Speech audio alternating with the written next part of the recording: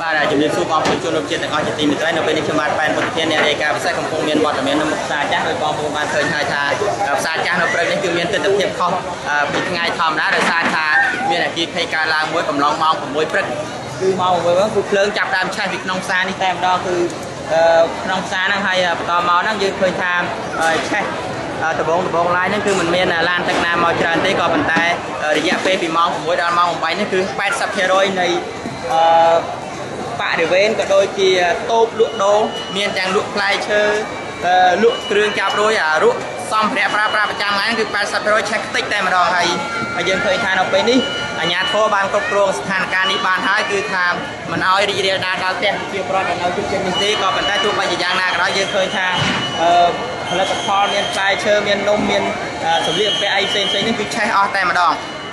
អញ្ចឹងទេរហូតមកដល់ម៉ោងនេះគឺយើងមិនទាន់ដឹងថាមូលហេតុអ្វីបានជាបណ្ដាលឲ្យមានអគ្គិភ័យឆេះផ្សារចាស់នេះស្ទើរតែទាំងស្រុងយ៉ាងណានោះទេទោះបីជា